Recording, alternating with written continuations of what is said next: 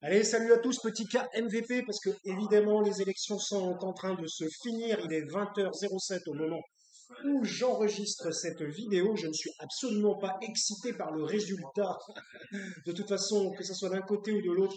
Alors désolé pour la qualité de la vidéo, je vais couper un petit peu BFM mes burnes. Voilà. Tout est en direct, tout est en live. Merci de me retrouver sur la chaîne KMVP. Vous savez, pas de cut, pas de montage, tout est brut, pas de mensonge non plus. Bon, de toute façon, je ne vais pas avoir grand-chose à raconter. Alors comme je vous le disais, il est 20h07 et donc bah, le résultat est tombé depuis 7 minutes. Et c'est pour ça que je me suis dit, bon, au début, je me suis dit, ouais, je le ferai demain ou après-demain. J'en ai pas fait depuis un certain temps parce que de toute façon, pour tout vous dire, je suis dégoûté par à peu près tout. Donc voilà, tout simplement. KMVP, ce n'est pas un business pour moi et donc je fais des KMVP quand j'ai envie de les faire, tout simplement. Puis je me suis dit, bon, franchement, est-ce que j'aurais envie de le faire demain ou après-demain? Autant le faire un peu dans le feu de l'action. Donc là, je vous dis, il est 20h07, donc maintenant 20h08 depuis la minute où je suis en train de parler. Donc bah voilà, donc comme vous le savez, Emmanuel Macron a été réélu avec 57,60, me semble-t-il, pour cent des voix. Personnellement, moi je pensais qu'il allait être réélu, mais avec un 51, 52 ou 53, 54 maximum. Donc je suis étonné qu'il y ait eu un 57, 60.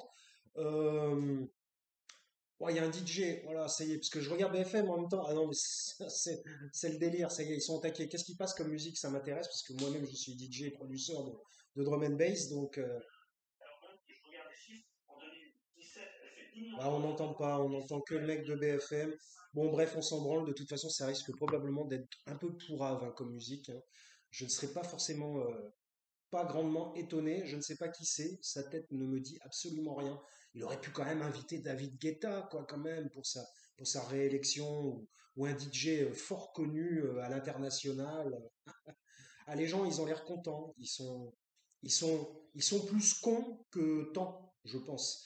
Donc voilà, donc petite bière, petite clope, absolument pas pour fêter la victoire de Macron, c'est parce qu'en fait j'étais tellement en stress, enfin en stress, pas vraiment pour tout vous dire, euh, pas vraiment en stress, non, parce que de toute façon, dans les deux cas, c'est une faillite et c'est une perte électorale, hein, de mon point de vue, hein. Alors désolé donc pour le grain de la vidéo qui est vraiment pourri, hein, comme d'habitude, parce que là, le soleil tombe là où je me trouve et donc bah, je n'ai pas allumé la lumière. Donc voilà, mais c'est pas grave, on me voit et l'essentiel c'est qu'on m'entende, hein, puisque évidemment, vous savez, KMVP, ça n'est pas fait pour du visionnage, mais surtout pour de l'auditif.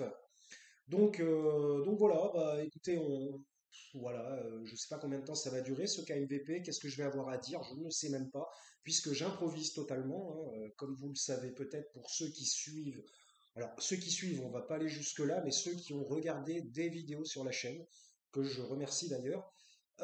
Donc voilà, ben ouais, ben, j'ai rien à dire, c'est de la grosse merde, c'est pourri à fond. Euh, Moi, évidemment, de toute façon, je suis anti-Macron, je suis anti-Le Pen. Donc voilà, je ne me suis pas déplacé, hein, je tiens à le dire, hein, voilà, je n'ai pas favorisé, j'allais dire, la démocratie, enfin l'illusion de démocratie dans laquelle on se trouve par un vote qui aurait l'illusion de la démocratie, mais qui finalement serait devenu antidémocratique. Donc c'est pour ça que je ne me suis pas déplacé, je me suis déplacé au premier tour, hein. Bref, de toute façon, normalement, les votes sont anonymes, anonymisés. Alors, je vois pas pourquoi il y a cette nouvelle mode du nouveau monde de 2020 où tout le monde annonce son vote et tout le monde dit de quel parti il est. Parce que si vous voulez mon avis, et même si vous ne le voulez pas, je vais vous le donner, eh bien, si le vote a été anonymisé au départ, c'est il y avait une raison pour cela. Et là, effectivement, tout le monde dit son vote, donc qu'est-ce que ça fait? Ça crée des dissensions, des conflits, des problématiques, et les gens se fightent, alors en plus avec maintenant les réseaux sociaux, ce qui permet de se fighter à distance, les gens se fightent à distance, les uns les autres, en disant ouais mais toi t'as voté ça, toi t'as voté ça, moi je suis plus pour ça, moi je suis plus pour ça. J'ai envie de dire, on n'en a rien à branler. La démocratie, c'est vous votez ce que vous voulez. Donc voilà. Donc on va en revenir. Je vais faire quelques petits arrêts dans le discours parce que voilà, voilà. Ouais, il y a mon chat qui n'est pas le même, pas le chat noir qui est en vidéo, qui évidemment le pauvre s'est fait écraser, hein, une fois de plus, hein. toute façon. À partir du moment où vous avez une route à côté et que vous avez des chats, vous pouvez déjà considérer qu'ils sont en sursis, qu'ils sont déjà morts. Ils ne le savent pas, mais ils sont déjà morts. Comme on se disait dans Ken le survivant. Donc voilà, bah, écoutez, je vais allumer ma petite clope. Oh,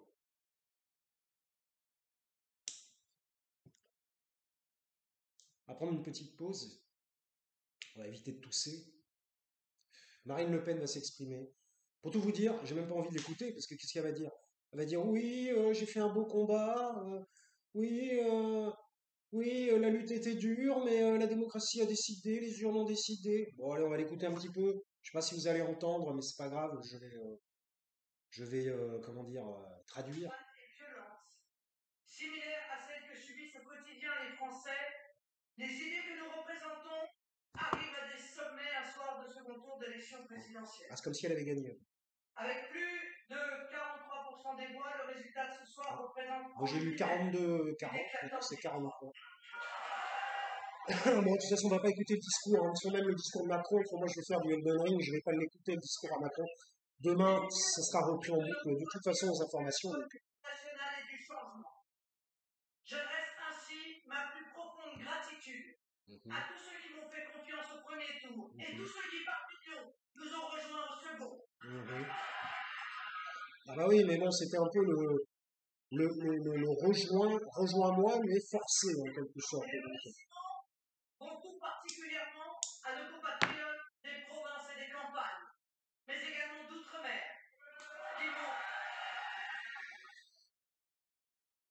qui vont passer en tête. D'outre-mer, forcément, je suis obligé un peu de réagir. D'outre-mer, bah forcément, ils ont voté quasiment à 80% au premier tour pour Mélenchon. Et là, ils ont voté pour Le Pen parce que, évidemment, lorsqu'il y a eu des révoltes dans les territoires d'outre-mer, Macron a envoyé la police, a envoyé sa milice présidentielle, a envoyé même jusqu'au GIGN, carrément, comme s'il n'avait pas autre chose à faire ailleurs. Euh, et donc, forcément, eh ben, ils ont été, on va dire, ils ont été battus au sens propre du terme. Donc, évidemment, bah, ils ont même, à contre-cœur, voté pour Marine Le Pen. Et là, elle est en train de dire, oui, ceux qui m'ont rejoint, comme s'ils l'avaient rejoint de plein gré, en quelque sorte, alors qu'elle sait pertinemment, c'est une forme de mensonge, quand même, encore d'une politique, hein. Un de plus, de toute façon, ils passent leur temps à mentir, c'est leur façon d'accéder en fait au gain de pouvoir. Donc là, elle dit oui, bah, ceux des Outre-mer qui m'ont rejoint, comme si bah, tout simplement parce qu'ils voulaient tellement virer Macron sur cette élection, pour tout vous dire, elle est, j'allais dire en quelque sorte inutile. Elle n'est pas légitime en quelque sorte. Après, on va dire oui, c'est légitime, les urnes ont parlé, tatati, tatata. Mais on voit bien que par le truchement de toutes les problématiques qui se sont posées, eh bien, nous avons abouti à des votes par force, en quelque sorte des votes forcés de la population, où les gens, plutôt que de créer une abstention massive, ce que moi j'aurais plutôt suggéré, plutôt que de créer une abstention massive et donc délégitimiser de par ce fait le nouvel élu, qu'il soit de l'un ou de l'autre, eh bien les gens comme des cons, enfin pardonnez-moi parce que je pense que pour la plupart vous êtes allés voter et de toute façon le vote est personnel et vous faites ce que vous voulez, puisque comme je vous l'ai déjà dit, KMVP c'est la démocratie. Mais ma façon de voir, c'est que plus il y aurait eu d'abstention, alors il doit y avoir beaucoup de bulletins blancs ou nuls, mais plus il y aurait eu d'abstention, et plus la légitimité de la personne au pouvoir est remise en question. Voilà, et au moins remettable en question. Enfin bref, moi ça n'est que mon avis, après vous pensez comme vous le souhaitez. Je vous donne juste ma façon de voir les choses, hein, tout simplement. Donc voilà, donc bon, bref, est-ce que j'ai envie de continuer encore à écouter Marine Le Pen? Elle a l'air contente, elle a l'air contente, je ne sais pas de quoi elle est contente. Oui, contente d'être peut-être la deuxième force politique du pays. Ce qui est pas tout à fait vrai, parce que finalement, qui d'elle ou de Mélenchon est la deuxième force du pays, eh bien, on le saura aux législatives. Donc, bon, voilà. En gros, elle a perdu, mais elle se voit comme une vainqueur. C'est ouais, déjà c'est étonnant. Je trouve ça étonnant. Bon après j'ai pas trop écouté, hein. C'est peut-être moi qui fais une analyse un peu bizarroïde, je ne sais pas. Ceux qui, avec une sincérité intacte, ne transigeront pas avec nos intérêts. Par conséquent, nous lançons ce soir la grande bataille électorale des législatives.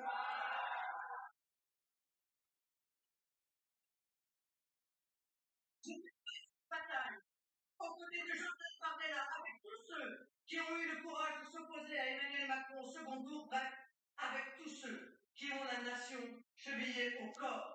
Le Rassemblement national œuvrera à unir tous ceux d'où qu'ils viennent qui veulent se rassembler et rassembler leurs forces contre la politique d'Emmanuel Macron afin de présenter ou de soutenir des candidats. Elle pourrait faire alliance avec Mélenchon, hein. Évidemment, je plaisante. Euh, oui, bah finalement, il va y avoir un triple bloc, hein, le bloc macroniste, toujours, qui est, selon moi, fissuré, hein. Et puis il va y avoir le bloc Le Pen et le bloc Mélenchon. Et ce qui est étrange, et c'est ce qui est fortement étrange, c'est que ces deux blocs, Le Pen-Mélenchon, qui sont antagonistes au départ, en fait, vont se rejoindre sur la vision de contrecarrer le bloc macroniste. Donc c'est assez amusant. L'histoire fait des choses bizarres dans le monde, hein, c'est ça. C'est assez amusant comme l'histoire, oui, je me gratte le nez. Je ne sais pas pourquoi quand je fais des KMVP, je me gratte le nez, alors je ne me gratte quasiment jamais le nez. Alors ne vous inquiétez pas, euh, voilà, vous ne savez pas ce que vous pensez. J'ai déjà dit plusieurs fois. Alors maintenant j'ai compris, hein. Bip, bip. Faut plus mettre les mots et les noms, hein, parce qu'autrement, c'est fini votre vidéo déjà. Personne la regarde et là, vous êtes sûr que personne la verra. Donc voilà. Bon, bref, de toute façon, bon, je suis étonné. Elle a l'air relativement satisfaite de son résultat, Marine Le Pen. Après tout, tant mieux pour elle. C'est peut-être une manière de galvaniser ses troupes aussi en même temps, en tant que bonne chef de guerre, de guerre. Donc, donc voilà, bon, elle a vraiment elle a une tête là avec ses yeux maquillés en noir et son. Qu'est-ce qu'elle fait? Elle est en train de chanter la Marseillaise? Oh là là là là. En plus, chante faux, j'ai l'impression. Donc, ah oui, et puis avec ce rouge à lèvres aussi très foncé, oui, c'est très étonnant. Enfin, ouais,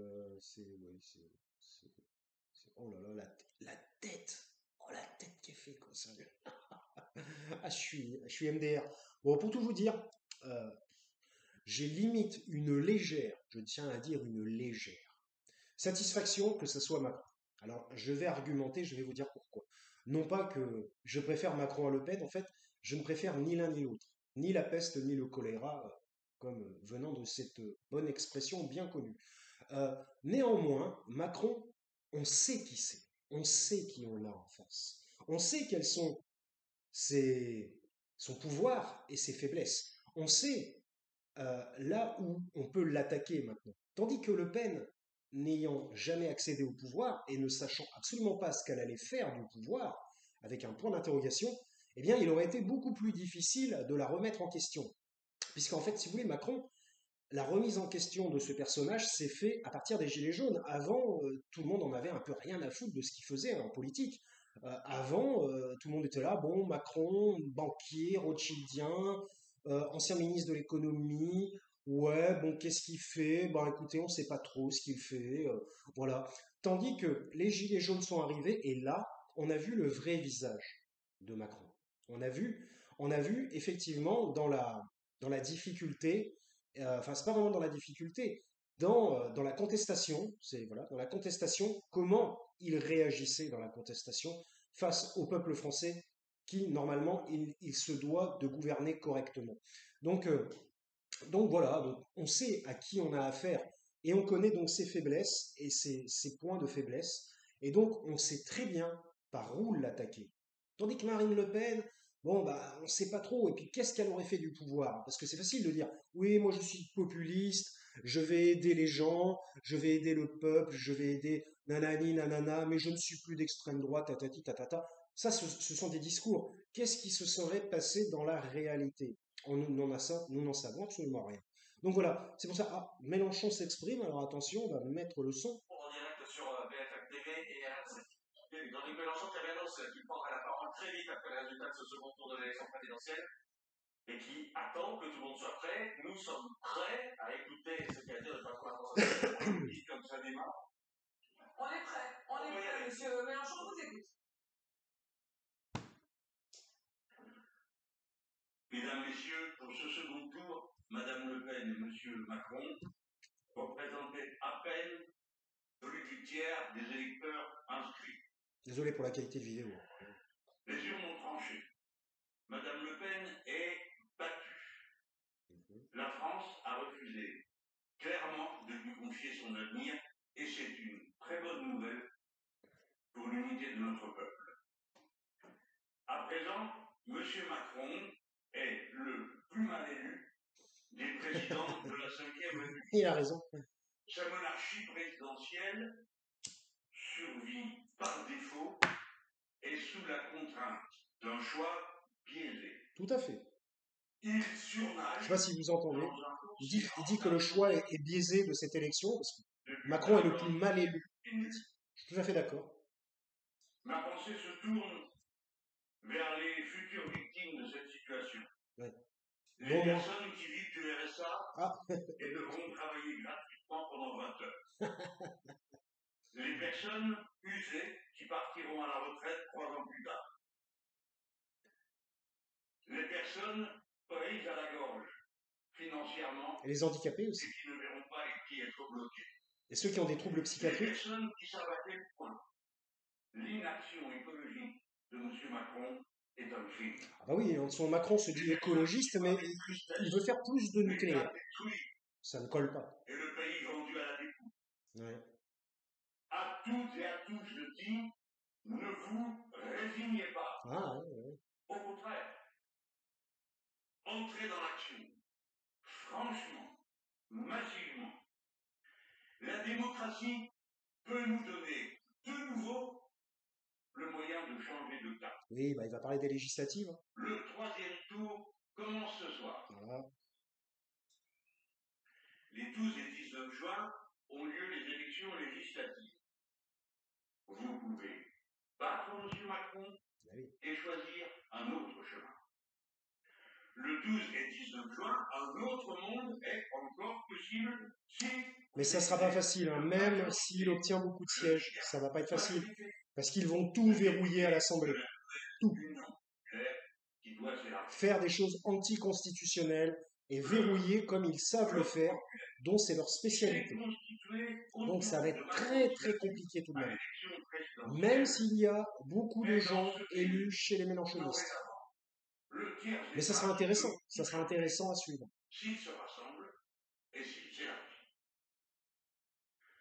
Le 12 et 19 juin, en vous appelant à m'élire comme Premier ministre, ça je trouve ça excellent. Je vous appelle en vérité à faire vivre un nouvel... Comment il veut les niquer et il a tout à fait raison.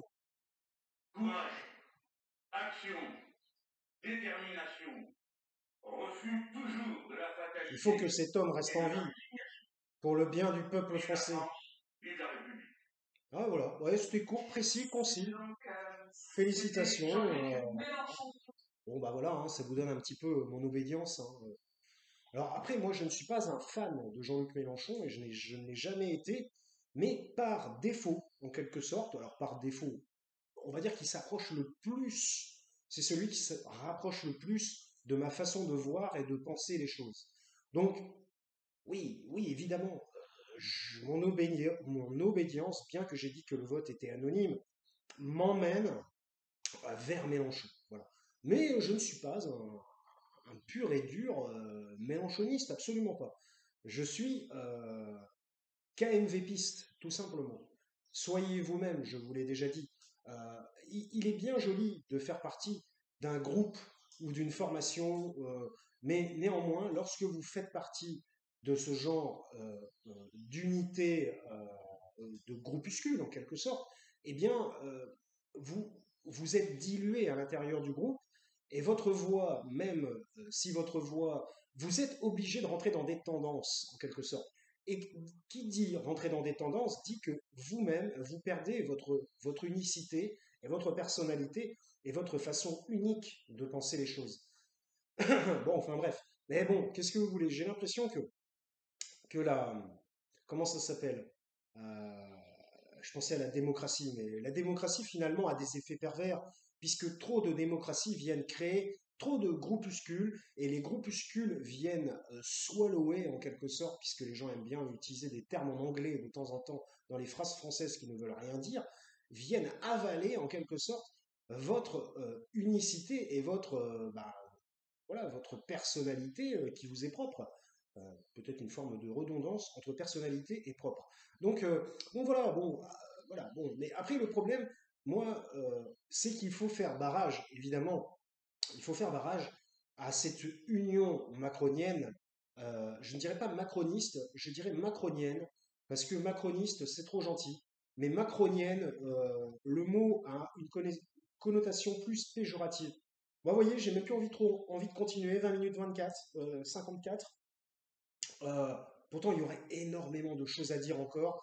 Voilà, ouais, ouais. Finalement, en voyant Mélenchon, ça m'a un peu dépité. Je me suis dit, merde, fait chier qu'il n'ait pas été au deuxième tour. En fait, c'est ça, parce que en fait, j'étais en train de réfléchir, me dire pourquoi j'ai envie d'arrêter, alors que je me suis motivé juste avant. Non, parce que je vous dis, un KMVP, c'est la transparence. Moi, je vous dis tout. Ce qui se passe ici, vous l'avez ici.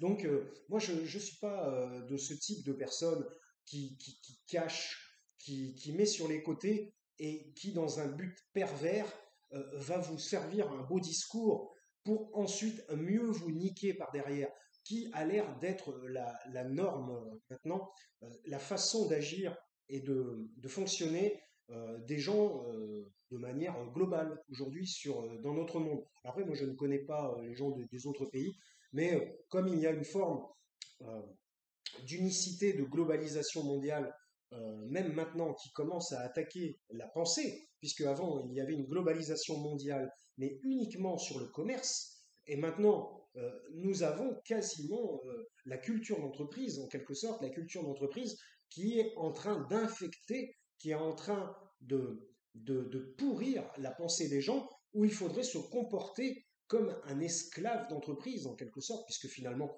lorsque vous travaillez dans une entreprise, j'en suis désolé, alors après, il y a plein de gens qui vont dire ouais, mais c'est pas vrai, moi je travaille dans une entreprise, c'est super bien, voilà, je connais aussi les gens qui travaillent ou ont travaillé dans des entreprises, mais néanmoins, lorsque l'entreprise va vous dire de faire ceci et que vous allez refuser, il n'y aura que deux choix qui seront face à vous. C'est soit vous plier, soit partir. Donc, voilà, c'est comme ça. Et la réalité, la vérité, elle est là, je pense, bien que ça peut être évidemment avec des niveaux de grandeur, peut-être que ça ne se passe pas pareil partout, mais néanmoins, lorsqu'on dit un patron, ça signifie quoi un patron? Un patron, c'est quelqu'un qui prend des décisions et qui commande. Alors, à partir du moment où vous allez vous mettre face à votre patron ou votre patronne, puisque maintenant il y a des patronnes aussi, eh bien, et que vous allez contester, et vous allez dire oui, c'est la démocratie, j'ai le droit de contester, je suis en France. Oui, mais ça, tout ça, c'est du discours. La réalité, c'est que la personne ne vaut pas quelqu'un qui lui mette des bâtons dans les roues. Et tout simplement, elle va dire, bah, écoutez, je peux très bien me passer de vous et préférera avoir une personne peut-être moins compétente que vous-même, mais une personne beaucoup plus laxiste sur le plan de la contestation, une personne qui sera soumise en quelque sorte. Donc voilà, bon, vous avez bien compris mon propos.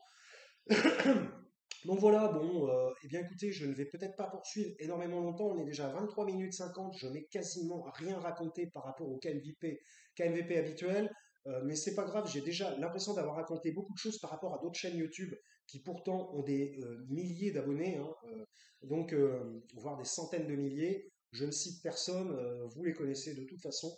Je ne parle pas des YouTubeurs divertissement qui se situent à des millions et qui, dès qu'ils commencent à toucher un peu à la politique, c'est une catastrophe. Là, évidemment. Mais bref, je voulais quand même parler, alors là, ah oui, alors ça risque d'être très amusant. Il y a Bompard de l'Union populaire face à Véran, ça risque d'être épique. Alors, Philippe, en fait, en pourcentage des inscrits, Emmanuel Macron obtient aux alentours de 42%. Jacques Chirac en 84 avait obtenu moins de 40%, François Hollande en 2012 moins de 40%. Oh, Philippe Corbet, là, d'habitude, il est plus pertinent. Le moins bien élu, parce qu'il y a on verra.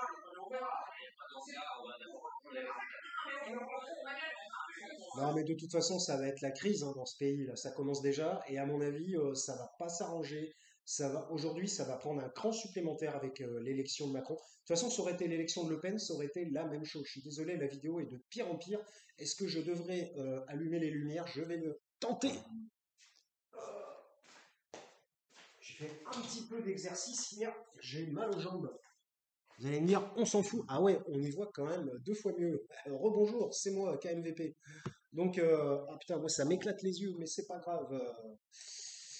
Aïe, aïe, aïe, aïe, aïe. Oh là là. Crac, crac, badaboum.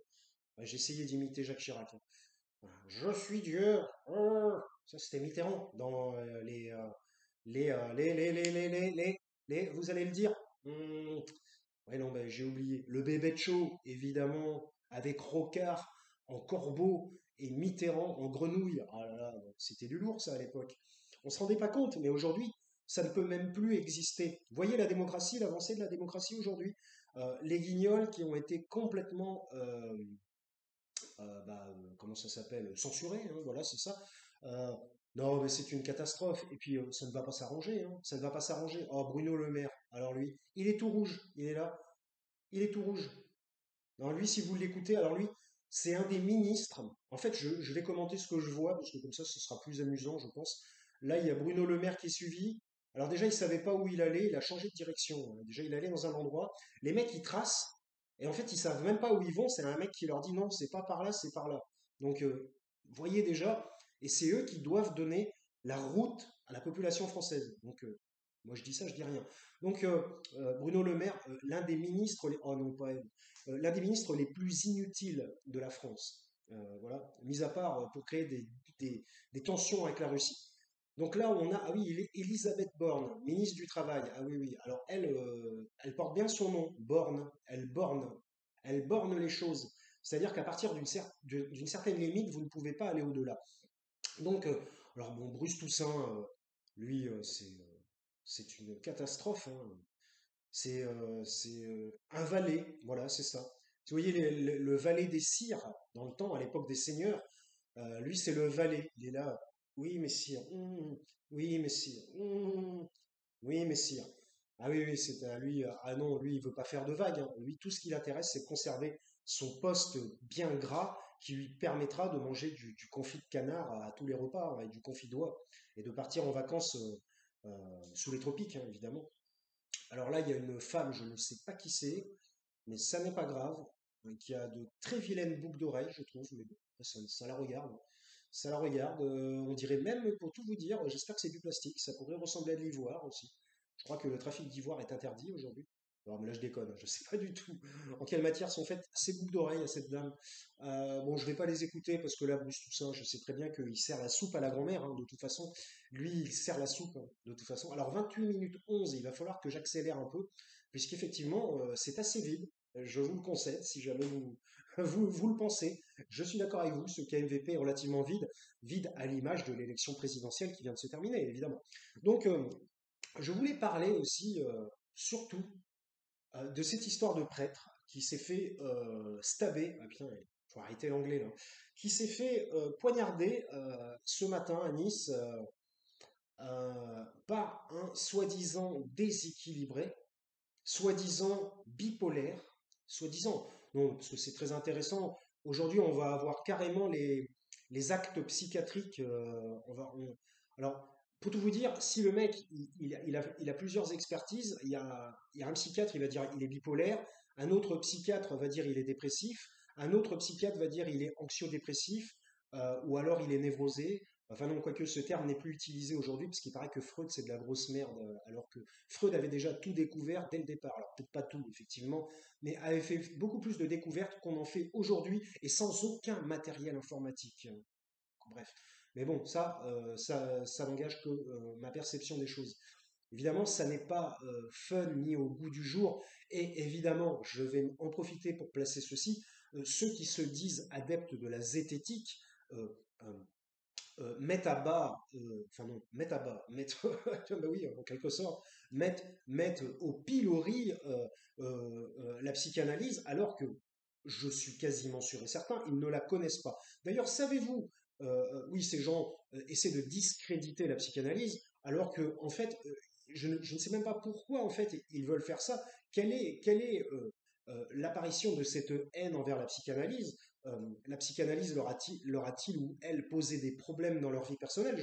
Je n'en sais rien. Pourquoi tant de haine envers quelque chose qui ne vous a rien fait, en quelque sorte, si ça n'est pas de la méchanceté pure et dure, tout simplement, ou alors quelque chose pour se faire mousser? Euh, mais en fait, je vais vous dire ce que disait Freud avec les gens qui critiquaient énormément la psychanalyse sur la fin de sa vie. Alors, pas forcément que sur la fin, mais dans la deuxième partie de ses découvertes psychanalytiques. Freud disait: je ne discute plus avec des profanes. Puisque, en fait, il avait tenté, il avait essayé d'expliquer, parce qu'évidemment, cela ne date pas d'aujourd'hui. Même à l'époque de Freud, il a eu énormément de contestations aussi, à l'époque où il a fait ses avancées psychanalytiques. Et à la fin, il s'est rendu compte que ça ne servait à rien. Alors déjà, lui, il parlait de défense psychique pour dire que la personne n'était pas, comment dire, ne pouvait pas recevoir la psychanalyse à cause de défense psychique intégrée et personnelle qu'elle avait elle-même. Mais à la fin, il en avait tellement marre qu'on l'attaque, ce sont des attaques hein, en quelque sorte, gratuites. Il disait, bon écoutez, moi, à la fin, je ne discute même plus avec des profanes. Donc voilà, des profanes, vous irez vérifier la signification de ce terme, bien que je pense que vous l'ayez compris. Puisque KMVP, les gens sont probablement intelligents, les gens qui regardent mes vidéos, sauf ceux qui regardent mes vidéos uniquement pour me mettre des commentaires négatifs de merde et dire ouais ce type est une grosse daube. Voilà. Donc pour cela, je me gratte la tête comme ça, voilà. Vous n'avez rien vu, hein, c'était subliminal. Donc, euh, donc voilà, donc bon, là on a Natacha Polony. Moi je trouve finalement qu'elle n'est pas si mauvaise que ça en analyste. Voilà, donc oui, bon, je vais pas forcément écouter, puisque de toute façon je connais son point de vue aussi. Bref, donc voilà, oui, je voulais parler, et on va en terminer là-dessus, 31 minutes 56, et voilà. Je voulais parler, et après je vais retourner sur Elden Ring, hein, tout simplement, jeu fantastique, hein, franchement. Je pense que c'est un jeu qui va marquer le jeu vidéo et qui va faire une sorte de tranchée entre les anciens jeux et les jeux à venir. C'est un jeu vraiment qui va rester dans le, bah, dans le, j'allais dire l'imaginaire. Bref, dans les mémoires du jeu vidéo. Voilà, c'était ça que je cherchais. Je commence à saturer déjà. Euh, donc, euh, donc voilà, donc oui, alors ce pauvre prêtre qui s'est fait poignarder, qui pour l'instant on ne sait pas trop s'il est entre la vie et la mort, on ne sait pas trop, il paraît qu'il s'en serait sorti, mais il y a d'autres sources qui disent qu'il est quand même très atteint. Vous savez, bon, enfin, quand ce genre de choses arrive, vous pouvez très bien décéder quelques jours après, hein, même si vous avez l'air à peu près stable à un moment donné, ça peut s'aggraver d'un coup, on ne sait pas trop pourquoi. Donc voilà, donc écoutez, bon, c'est pas compliqué. Le type qui a fait cela, un soi-disant Kevin euh, d'obédience juive, merde, faut pas que je dise bip, d'obédience bip, euh, et qui aurait fait cela, et il aurait dit, je voulais bip Emmanuel Macron, et finalement je me suis rabattu sur un prêtre. Alors moi j'ai envie de dire, mais quel est le rapport? Est-ce qu'Emmanuel Macron favorise le catholicisme et la chrétienté en France? Est-ce qu'Emmanuel Macron euh, a toujours pris la défense de la religion? Emmanuel Macron est-il religieux lui-même? Personnellement, j'en doute. J'en doute fort. Pour tout vous dire, pour moi, il s'approche plus d'un être diabolique, voire même d'un être qu'on pourrait qualifier d'antéchrist, puisque moi, par exemple, effectivement, j'ai un lien à la religion catholique, bien que je m'appelle Karim. Voilà, c'est comme ça. Et vous voyez, il ne faut pas se fier aux apparences, et comme on dit, l'habit ne fait pas le moine. N'ayant pas été élevé par mon père algérien et ayant été abandonné ne le connaissant pas, il est décédé maintenant, et ne connaissant pas ma famille algérienne, je n'ai aucun lien avec la religion musulmane. Voilà, c'est comme ça. Je n'ai absolument rien contre la religion musulmane, bien leur en face, mais je n'ai aucun lien, et bien que je m'appelle Karim, et bien c'est comme ça, mes parents ont décidé de m'appeler Karim. Mon deuxième prénom est Michel, d'où KMVP, et voilà, et c'est la vie. Et vous voyez, on ne peut pas, vous voyez, comme quoi les apparences sont trompeuses. C'est un exemple, et j'espère que ça servira un petit peu de leçon. Comme quoi, il ne faut pas se fier aux apparences. Bien que le problème, c'est que les apparences, et aujourd'hui tout est apparence avec le monde du numérique, euh, eh bien les gens euh, se fie trop aux apparences. Et eh bien, c'est comme ça que vous vous faites duper, en quelque sorte. Parce que vous voyez, moi, dans le sens inverse, on pourrait croire que, mais néanmoins pas du tout. Et mon histoire personnelle, alors que je fus athée jusqu'à une certaine période de ma vie, mon histoire personnelle, peut-être une histoire que je raconterai un jour, a fait, ah bah maintenant il y a Zemmour, euh, a fait que j'ai dû, je dis bien j'ai dû, une forme d'obligation, me tourner vers le catholicisme. Voilà. Alors, bon, ma mère était plutôt catholique, hein, évidemment, mais j'en avais rien à foutre. Mais j'ai vécu une histoire personnelle importante qui a fait que je me suis tourné vers la chrétienté. Donc voilà, bon, bref, vous le savez maintenant. Et donc bon, je vais même pas, ouais, quoique Zemmour, allez, écoutons Zemmour aussi un petit peu, donnons la parole à tout le monde. Bien que nous ayons été des Il va me faire rigoler, je à pense. pouvoir en finir avec le Il a une tête, candidat lui, Emmanuel Macron, ce soir, les amoureux de la on France dirait un ont mort-vivant. perdu et Emmanuel Macron a été réélu aisément. Il est le premier président à avoir été réélu sans sortir d'une période de cohabitation et alors même que sa personne faisait l'objet d'un rejet massif par nos compatriotes. Il a pas tort. Son duel avec Marine Le Pen était présenté comme la revanche de celui de 2017. Mais la revanche annoncée a tourné court. Cela fait trop longtemps que ceux qui aiment passionnément la France sont vaincus. Cela fait trop longtemps que ceux qui Aussi, veulent il y défendre en avait son qui n'aimaient pas la identité France. et mettre un terme à l'immigration sont Ah, amèrement déçus un c'est soir l'immigration! Ah d'ailleurs, j'aurais des choses à vous dire à Hélas, pourquoi le Front National hélas, et ce hélas, genre d'individus c'est sont la montés en puissance en huitième France. fois J'ai fait mon que la analyse défaite relativement simple. frappe le nom de Le Pen. Désolé pour le nez. Je voyais cette défaite venir depuis des années et ce n'est vraiment pas de gaieté de cœur que je l'annonçais. Ah bon. J'ai fait ce que j'ai Il pu savait qu'il allait être pour en défaite, éviter ce mais résultat. néanmoins, il y allait quand même. Je me suis engagé pour cela. Je suis pas certain. Là c'est un Je n'y mensonge. suis pas parvenu. En appelant sans tergiverser dès le soir du premier tour à voter pour Marine Le Pen, je priais encore Qui priait. pour me tromper. Malheureusement pour la France, malheureusement pour les Français, c'est bien Emmanuel Macron qui a été élu. Eh oui. Sommes-nous donc condamnés à perdre? Y a-t-il une fatalité pour que les idées nationales perdent toutes les élections? Alors qu'une majorité de notre peuple souhaite ardemment que la France reste la France.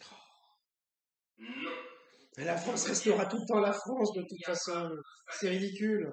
Nous avons des raisons. À moins que les frontières changent.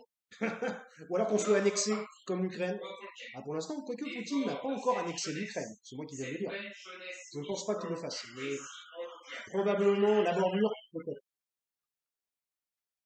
Bon, allez. On va écouter Zemmour plus longtemps que les autres, puisque de toute façon, là, c'est son heure de gloire. C'est un peu le chant du cygne, hein. Là, après, on va plus trop entendre parler de lui, parce que son combat politique, vous voulez que je vous dise, il est plus personnel que politique. Lui, ce qu'il voulait, c'était devenir président, parce qu'il a une très haute estime de lui-même. Bon, après, ça peut arriver, hein. J'allais dire, moi-même, pourquoi pas? Je voudrais peut-être devenir président, pourquoi pas, si j'en avais la possibilité. Euh, donc, il a une très haute estime de lui-même et en fait, il faisait probablement passer sa personne avant les gens. Et là maintenant, est-ce qu'on va le voir encore dans le combat politique? Excusez-moi, je rate. Est-ce qu'on va le voir encore dans le combat politique? Personnellement, je ne pense pas. On va le voir de façon éparse, un peu par-ci, un peu par-là. Mais je ne pense pas que ça va être une personne qui va poursuivre le combat politique pendant 5 ans là. Donc on verra bien. Il va probablement se présenter aux législatives, mais on va le voir 3-4 fois entre les deux. Il va retourner à ses activités principales, qui est consultant, pseudo-écrivain, et peut-être va-t-il refaire un peu de télé. Voilà. Personnellement, je ne le vois pas comme un combattant politique pur et dur. Bon, enfin bref. Donc voilà, donc revenons-en à ce pauvre prêtre. Donc la personne a dit, je voulais au départ, bip, Emmanuel Macron, Et je me suis rabattu sur un prêtre. Alors j'avais envie de dire, mais quel est le rapport? Dites-moi quel est le rapport. Moi personnellement, le seul rapport que je vois, c'est que cette personne a, au fond, dans son intérieur fondamental, des obédiences démoniaques, que je pourrais qualifier de démoniaques, car oui, même dans ma pensée, je fais rentrer aussi le schéma religieux, un petit peu. Alors je dis pas que c'est le schéma religieux qui domine ma pensée, mais néanmoins, je le prends en considération dû à ce qui m'est arrivé lorsque j'avais 37 ans, que je raconterai probablement. Bon, écoutez, je vais vous le dire tout de suite, j'ai été victime d'un phénomène de tentative de possession. Voilà. Bon, donc voilà, c'est dit, voilà, hop. Ça a duré 3 mois, c'était très dur, j'ai failli passer l'arme à gauche. Les gens qui me connaissent savent très bien que je l'ai vécu. Après, je ne sais pas. Est-ce que est-ce que tout était faux et que j'ai créé tout cela de toutes pièces de manière inconsciente, ou est-ce que cela s'est-il réellement passé? Personnellement, je ne me vois absolument pas avec mon bac plus 5 en psychologie. De surcroît, je ne me vois absolument pas comme psychotique. Absolument pas. Autrement, je pense que j'aurais été détecté bien avant. Bref, voilà, donc parenthèse terminée. C'est pour ça que je fais rentrer un peu de la religion dans mes analyses à chaque fois.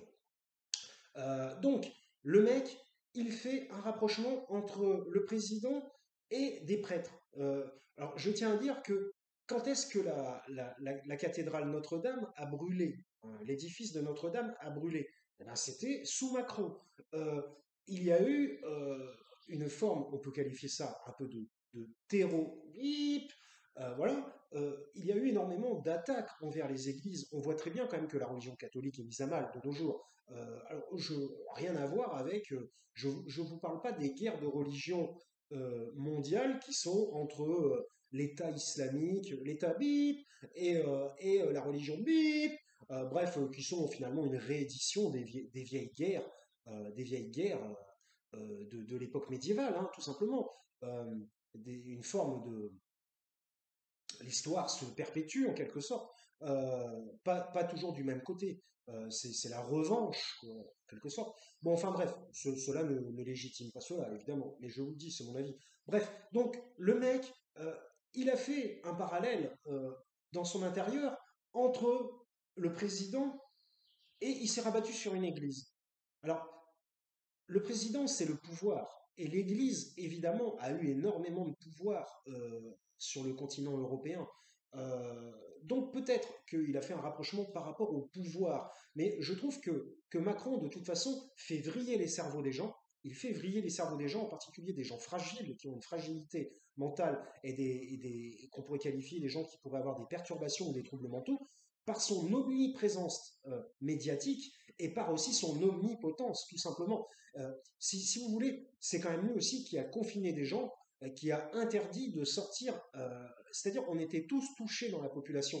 Et ce type a fait peut-être un lien qui est complètement erroné, a fait un lien et il s'est mis à vouloir assassiner un prêtre, alors que moi je peux vous le dire, les prêtres sont des mecs super sympas, ce sont des mecs super cool, j'en ai vu, et ce sont des mecs super cool, tout simplement. Alors après vous dites, ouais, des prêtres, bip, machin, oui, oui, ok, mais ça n'est pas une majorité, vous ne pouvez pas dire qu'une minorité, que trois représentent les 30 000 qui restent. Donc voilà, donc si vous voulez, qu'est-ce qui s'est passé dans l'esprit de ce personnage qui, selon moi, est peut-être victime d'une psychose, peut-être qui peut avoir un lien à des complexes religieux, et donc, eh bien, il s'est rabattu sur un pauvre prêtre qui n'avait absolument rien demandé. Donc, bah, c'est lamentable. Après, bah, l'expertise psychiatrique dira, ah, bah, de toute façon, le mec avait déjà fait des séjours en psychiatrie, donc il va finir en contention probablement, et il n'ira pas en prison puisque s'il a déjà été étiqueté cas psychiatrique, et bah, probablement ça va être confirmé. Donc voilà. Mais alors quel rapport, et je terminerai là-dessus, 44 minutes 26, c'est déjà très long, quel rapport entre Macron et la religion? De prime abord, aucun. Puisque Macron lui-même, je suis quasiment persuadé qu'il est soit athée, soit anti-religieux. Personnellement, c'est ma perception. Et étant donné qu'il utilise énormément l'argent. C'est quelqu'un, vous savez quand même que dans la religion, il n'est pas favorisé d'être un gros commerçant, d'être une personne qui est gavée d'argent. Donc, bon, je vais peut-être pas essayer de chercher trop mes mots, on n'en a rien à branler.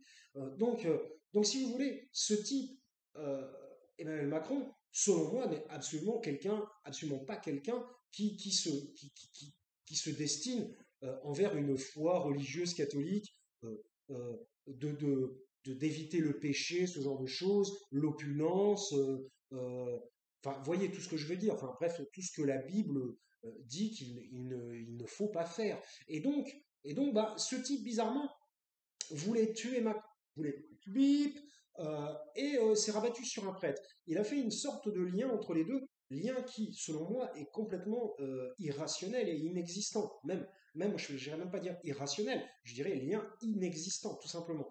Et, euh, et tout simplement, pour moi, je vais vous dire, Macron, il agit, je ne vais pas dire qu'il l'est, puisqu'évidemment, ça ne pourrait pas être perçu comme quelque chose de réel, mais il agit comme un antéchrist. Voilà. Donc, peut-être que ceci est à la source du délire psychotique de ce personnage qui s'est rabattu contre un prêtre, puisque, en fait, il a été comme en quelque sorte, ou alors aussi, ça peut être aussi tout simplement juste une excuse pour dire ah oui, mais je voulais au départ, nanana, puis finalement je me suis rabattu là, nanana. Oui, ça peut être une forme d'excuse aussi, enfin, excuse complètement débile, complètement étrange, mais une excuse quand même, puisque Macron lui-même n'est absolument pas d'obédience, je dirais, catholique. Voilà. Alors, même s'il se présente, il va dire oui, moi j'ai été enfant de cœur, tatati, ça veut rien dire. Moi je n'ai jamais rien été, et pourtant je suis aujourd'hui. Donc voilà. Bon, bref. Oh là là, bon, là c'est la folie, il y a des motos dans tous les sens. Bon, enfin bref. Et donc, il est probable que des fonctionnements mentaux qui impliquent une forme comment je dirais, de, de perception, on va dire, de sensation diabolique, fassent faire des passages à l'acte, que ce soit réel ou irréel, là n'est pas la question. À partir du moment où c'est dans votre esprit, c'est réel. Cela ne signifie pas que c'est réel dans la réalité scientifique, mais quand c'est dans votre esprit, cela devient réel. Comme un rêve, vous voyez, lorsque vous rêvez, c'est complètement délirant. Néanmoins, vous êtes sûr et certain que c'est réel pendant le rêve. Et une fois que vous vous réveillez, vous dites, mais c'est n'importe quoi. Néanmoins, lorsque vous étiez, et ça c'est très intéressant sur un plan psychanalytique par exemple, lorsque vous étiez dans votre rêve, vous étiez sûr et certain que c'était réel. Et ça, vous ne pouvez pas me dire le contraire. Et j'en suis quasiment sûr moi aussi. Donc voilà, donc je suis sûr que vous ne pouvez pas me dire le contraire. Donc voilà, après, il peut arriver de se dire, ah mais non, mais c'est un rêve, il faut que je me réveille. Moi-même, je me le suis déjà dit. Mais néanmoins, il est assez rare que ça arrive, et lorsque vous êtes dans votre rêve, vous êtes carrément sous soumission psychique. Vous ne pouvez pas.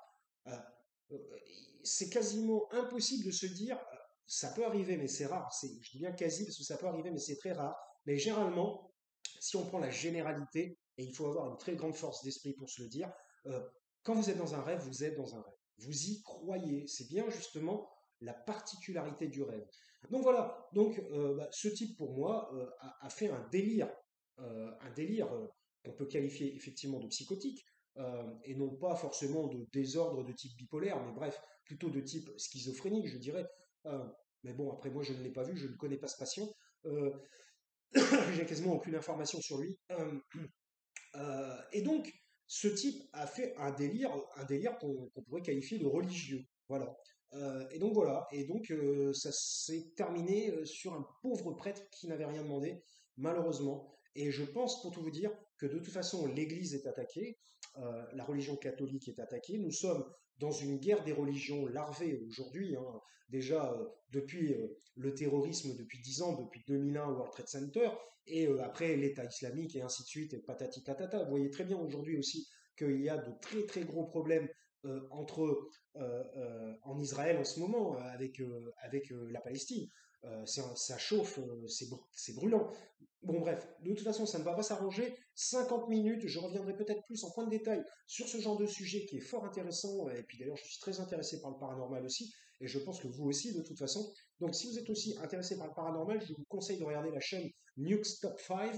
Bon, voilà, je pense que c'est une des meilleures, voire la meilleure du web, hein, de YouTube, parce que bon, sur les autres chaînes, parfois on voit des trucs, vas-y les fakes. Mais Nukes Top 5, souvent, on peut se poser la question de qu'est-ce qui se passe. Voilà, je vous remercie d'avoir écouté. Alors, très bonne chance pour les 5 années à venir. De toute façon, je referai probablement du KMVP. Abonnez-vous si le cœur vous en dit, comme je vous le dis. Voilà, ce serait cool. 23 abonnés. Ouais, j'ai gagné un abonné en un mois. Excellent. Je remercie ce nouvel abonné. Voilà. Et puis, bah, je referai probablement d'autres KMVP. De toute façon, je ne m'attendais à rien, mais je suis quand même déçu, comme le dit l'adage, bien connu aujourd'hui sur le net. Voilà, Macron est réélu. Euh, ouais, bon, au moins, on sait qui on a en face et on sait quelles sont ses faiblesses et par où on peut le mettre à terre. Donc voilà, je vous remercie de m'avoir écouté. Subscribe, abonne-toi, put a like if you want. Bref, enfin, fais tout le bordel de YouTube. Et puis, portez-vous bien. Et je vous dis à la prochaine. C'était KMVP. Yo.